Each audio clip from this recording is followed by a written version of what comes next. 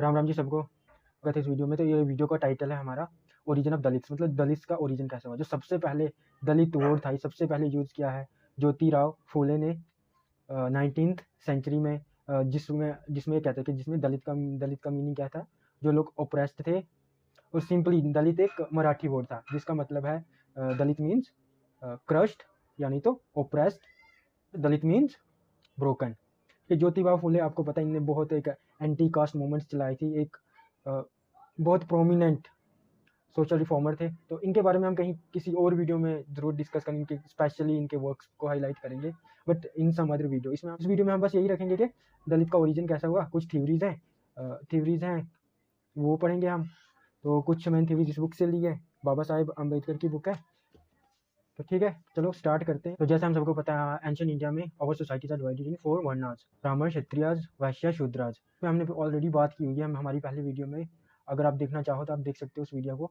तो इस पर हम ज़्यादा बात नहीं करेंगे, आपको ऑलरेडी मालूम होगा ये जो वर्णास क्या था। तो जो दलित्स थे, दलित्स को अवर्ण में रखा गया, मतलब आउटसाइड ऑफ द वर्ण, आउटसाइड ऑफ द सिस्टम। जो इस टाइम पे था, तो दलित्स को क्या पता अनटचेबल कहा जाता था, क्योंकि वो हम वर्ण में नहीं आते थे।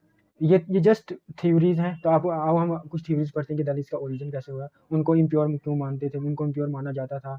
तो आओ let's read some theories. First theory आती है हमारे पास आर्यन इन्वेजन, या फिर इसको माइग्रेशन थ्योरी भी कहते हैं। जब आर्यंस आए इंडियन सब कॉन्टिनेंट में, तो जो यहाँ पे जो लोग तो रहते होंगे ना पहले से ही, वो जो इंडिजिनियस लोग थे या जो ट्राइबल लोग थे, तो वो उनसे मतलब समझो हार गए। वो जो न्यू कॉमर्स आए, तो उनने क्या, वो अब उनकी डोमिनेंस हो गई, तो वो क्या एक साइड पे रहने लगे। उनको क्या एक फ्रेंच सिस्टम दे दिया। तो लेटर फिर बाद में क्या साइड पे रहते थे, उनको जो वो जो लोग थे वो खुद डोमिनेट करते थे ना। तो उनको फिर बाद में जो वो लोग रहने वाले थे यहाँ के, जो इंडिजिनियस लोग थे, उनको फिर इन्होंने दलित कह दिया या अनटचेबल कह दिया। तो एक थ्योरी ये हमें कहते थे, ये जो इन्वेजन हुआ था ये कहीं 1500 BC में हुआ था। तो ये ठीक है, इस इन्वेजन को आप अलग से पढ़ सकते हो, हमें जस्ट थोड़ा थोड़ा सा पढ़ना है, थोड़ा थोड़ा सा देखना है। तो चलो हम दूसरा पॉइंट ऑफ ये कहते हैं, जैसे ऑक्यूपेशनल थ्योरी। जो भाई जो बड़ा काम करता था, जो माइंड से काम करता था, जो स्टडीज वगैरह करता था, वो क्या वो सोसाइटी में सबसे अप रहने लगते। जो छोटे काम करता था, जैसे क्लीनिंग, लेदर वर्क, बुचरी वगैरह का, तो उनको क्या सोसाइटी में सबसे नीचे रखा गया। तो समझो एक थ्योरी ये भी कहते हैं कि उनके काम की वजह से उनको अनटचेबल माना गया। तो पर भाई रियलिटी में तो यही, आज तो सब कहते हैं ना कोई काम छोटा या बड़ा नहीं होता है, पर मैं भी यही मानता हूँ कोई काम छोटा या बड़ा नहीं होता। ये जस्ट थ्योरीज हैं, बस हमें जस्ट पढ़ने के लिए देखना। आई होप आप समझ रहे हो। जस्ट ओनली ये वीडियो बनाने का ही पर्पज यही है, एजुकेशनल पर्पज से वीडियो बननी है। बाबा साहिब क्या कहते हैं, इस बुक से कुछ मैंने थ्योरीज पढ़ी हुई हैं, तो अब इस कुछ बुक्स की ये भी आपको बता देता हूँ। पहली थ्योरी इनका, पहले नहीं मतलब इस बुक से थ्योरी है वो मैंने पढ़ी हुई है, बुद्धिस्ट टर्न्ड अनटचेबल्स। मतलब जो बुद्धिस्ट थे, जब जब बुद्धिस्ट का डोमिनेंस खत्म हुआ, तो जो ब्राह्मण्स थे, तो उनने क्या उनको अनटचेबल्स कंसीडर कर दिया। क्योंकि जो बुद्धिस्ट थे, जो बुद्धिज्म के फॉलोअर्स थे, वो ना वो कास्ट सिस्टम मानते थे, ना वो कोई हायरार्की उनको, मतलब जैसे इनके रिचुअल्स थे, तो उन्हें वैसा नहीं किया। तो फिर वो रिचुअल ना फॉलो करने की वजह से, तो वो क्या मार्जिनलाइज्ड कर दिया उस ग्रुप को। तो later they will turn untouchables, उन्हें फिर बाद में दलित कहने लगे। मतलब इस थ्योरी के मुताबिक, ब्रोकन मैन थ्योरी के मुताबिक, बाबा साहब ने जो अनटचेबल्स जो वर्क था उनका, उनमें कहा है जो दलित थे, मतलब इंडिजिनस पीपल थे, वो क्या एक ट्राइब्स या क्लाइंस में रहा करते थे। तो वो क्या वो किसी लड़ाई में, उन वॉर या कन्फ्लिक्ट हो गया, तो उसमें क्या वो हार गए, या कुछ लोग तो मारे गए। जो लोग बच गए, तो उनके पास तो ज़मीनें नहीं रही थी, तो उनने वो क्या गांव के बाहर वो सेटल हो गए। तो वहाँ पे उनको छोटे मोटे जो काम उनको मिलने लगे, वो काम करने लगे। ठीक है ना। वक्त के साथ वो कामों को क्या इम्प्योर बना दिया गया, कि ये काम इम्प्योर है, प्यूटेड है, छोटा है, बड़ा है, वैसा काम होने लगा। फिर उनको क्या बाद में वैसे उन्हें जो वहाँ पे जो डोमिनेंस थी लोगों की, तो उन्हें क्या अनटचेबल्स तब वो कहने लगे। तो इस थ्योरी के मुताबिक जो इंडिजिनियस लोग या जो ट्राइबल लोग थे, वो अनटचेबल, मतलब वो ओरिजिनली क्या ट्राइब्स में रहते थे, बाद में उन्हें फिर अनटचेबल कहा गया जब लोग दूसरे ही डोमिनेंट हो गए उन पे। एक और थ्योरी आती है हमारे पास, द रिलीजियस रिबेलियन।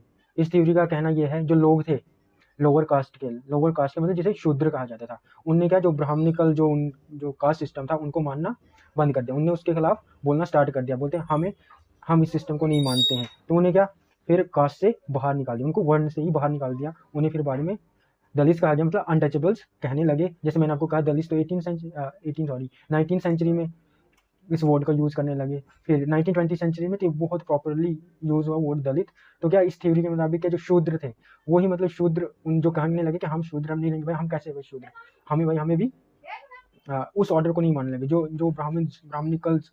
मतलब भाई देखो, जब मैं ये ब्राह्मणिज्म बोल रहा हूँ ना, ये जो कास्ट सिस्टम वाला ब्राह्मण है ना, ये गलत है। कास्ट सिस्टम वाला ब्राह्मण, जो वर्ण सिस्टम वाला ब्राह्मण है वो गलत नहीं है। तो वो मैंने डिफरेंस बताया है कि भाई कास्ट सिस्टम के में क्या फ़र्क है, वर्ण सिस्टम में क्या फ़र्क है, वो आपको वहाँ से पता चल जाएगा, ठीक है ना। ये शूद्र ने अपोज किया जब इस सिस्टम को, तो उनको क्या इस सिस्टम से बाहर कर दिया और उन्हें अनटचेबल्स कहने लगे। इस थ्योरी के मुताबिक ये बात है। इस वीडियो को इतना ही रखते हैं। तो भाई आपके इस टॉपिक पे व्यूज़ क्या है, प्लीज़ कमेंट करके ज़रूर बताना।